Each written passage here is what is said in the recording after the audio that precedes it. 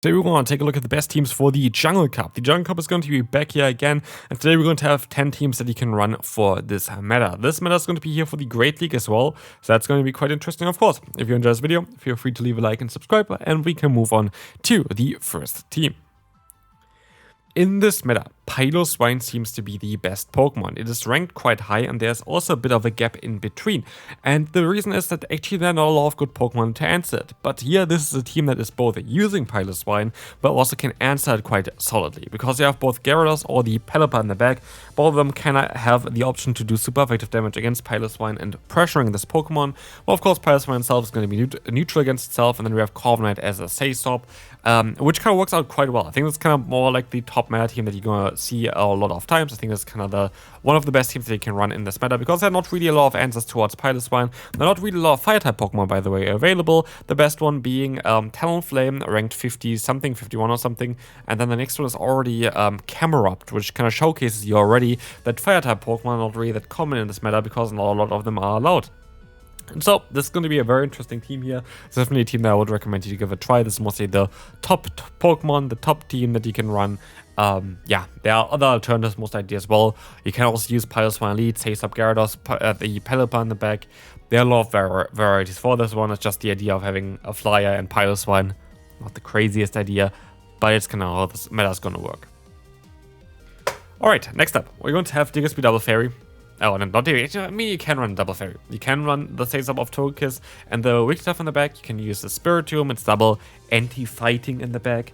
Spiritomb itself is very good in this meta. Of course, Rock Tomb got nerfed this season, but it just generally still very, very solid. And as you can see as well against the current meta, this team itself functions quite well. Diggersby is a very good Pokemon in this meta, and do you think that actually Quick Attack is kind of needed here? Like, yes, a Mud Shot is getting buffed this season there, but Quick Attack just allows to hit Pokemon a bit harder, that you just kind of need the extra damage, basically. There are a lot of times where you're going to actually need the extra damage against matchups like a Togekiss, for example, against Mandibuzz.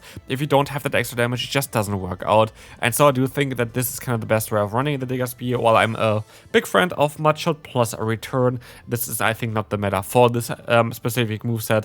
But Quick Attack, Scorching Sands, very, very strong, and then, like, yeah, some support Pokemon in the back, basically. I want to make a team around the Galarian Stunfisk, and I did make a team around the Galarian Stunfisk. And apparently Murkrow is quite doing well with it as well. The other flying type Pokemon that could work out quite well as well here, as you're going to have the Fortress Saysop. Fortress is a fantastic Saysop, because Fortress, as I said prior already, is going to be only weak to fire. Like, and fire types are not really there. That's what I said. Fire types are not really there. This one is going to be Talonflame, so it's kind of safe to play this team like this. But even if you go to encounter fire type in the lead, for example, you can just play it out, and you still have the Rock Slide on your Galarian Stunfisk in order to deal with them later on then. Otherwise here, there are some Pokemon with fire type coverage though, with the Diggersby and the Altaria. They can be a bit problematic, but otherwise this team is going to be kind of nice, and even against those you have some potential. That's why I don't have them as like direct losses. I feel like Diggersby is actually a Pokemon that I should put into difficult matchups. I think that's kind of a Pokemon that can be a bit tricky depending on what situation you're in. In the 1-1 against Murkrow, you're actually going to be able to do a lot of damage as a Murkrow. Okay. Going back to archetypes that are going to be very strong here. This is going to be one of them. There's going to be an swapped version basically of this on as well, in order to highlight a different Pokemon, which you're going to see what I'm going to mean with that a little bit later on. But Altaria Lantern Core. Altaria Lantern Core is something you have to take a look at for this meta. That is one of the few Pokemon that is very strong against the Piloswine, especially with the current moveset not running the ground type coverage. You're going to be very solid against it. But yeah, just generally speaking, it's going to be a very solid team. You need Water Gun on the Lantern. You don't want to have Spark on this meta. No. There are a lot of ground-type Pokemon, and you kind of have to hit them hard. And as you guys see here, the top 3 Pokemon are Cloudslayer, Diggersby, and Piloswine. Of course, Water Gun is going to be better here.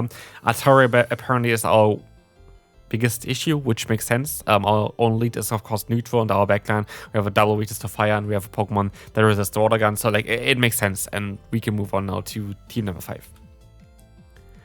We're going to have here Greninja, Pelipper, or the Gyarados. I just put Greninja in for now because we saw already the others. In the lead, we have the Drapion, Saysop, or the Swalot.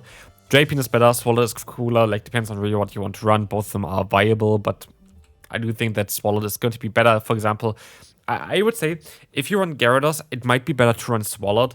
If you run the other one, it might, I don't know. Like the thing is here, you're going to have a weakness. Like, you're going to have a bit of a tough time sometimes against Altaria like this.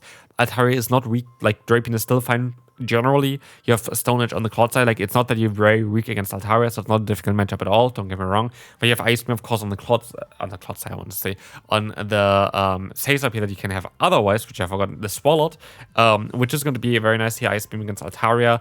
You have other Pokemon as well that could be in the meta, depends on how the meta is going to be. Like, Gliscor could be in the meta, then here Ice Beam would be better than Aqua Tail. But generally speaking, I think Drapion is a safer play. Both of them are going to be fine though, and Cloud in the back is very, very strong. Weakness here, yeah, if you have Greninja in the lead, for example, it's going to be the Fortress. If you have Gyarados in the lead, I don't think there's really a weakness for this team. Quagsire. Quagsire is something you have to look into. Quagsire is really something you have to look into. I had this team first with Gastron plus Talonflame as potential leads, but I decided to exclude Talonflame just because I just don't really think it's the greatest Pokemon in this meta. It's not that bad, but I just think that Quagsire is very much interesting here.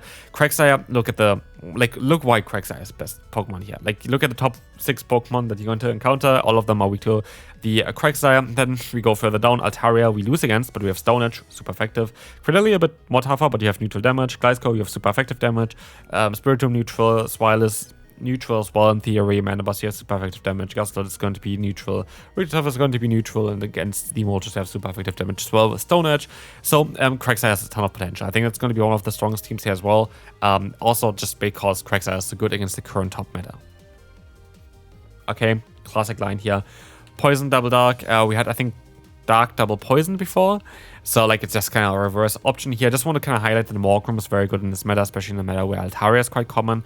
Sableye Sace-Up is going to be very good in this meta as well, especially thanks to the Power Gem being on this Pokemon because it has quite a few targets, as well as you're going to be very good with the pacing.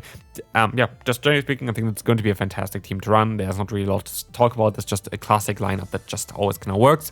And we can move on to team number 8.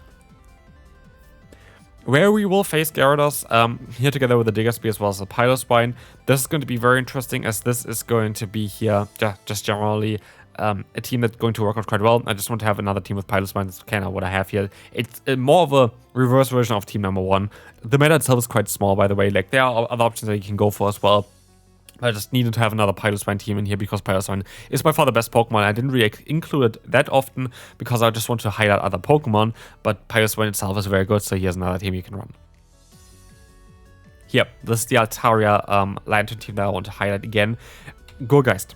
Gourgeist is actually quite interesting because it has a bit of an interesting play in this meta, because Gourgeist can function very well as an answer to Piloswine in order to bait this Pokemon out. And this is the idea behind this team. You have Lantern in the lead with the Water Gun. You have Gourgeist as a Sace-Up that it has Incinerate, super effective against Piloswine, but also baits it out, which is then allowing our Altaria to sweep endgame. This is designed to trap Piloswine. This is the whole idea behind the team. This is all that I kind of want to do with it.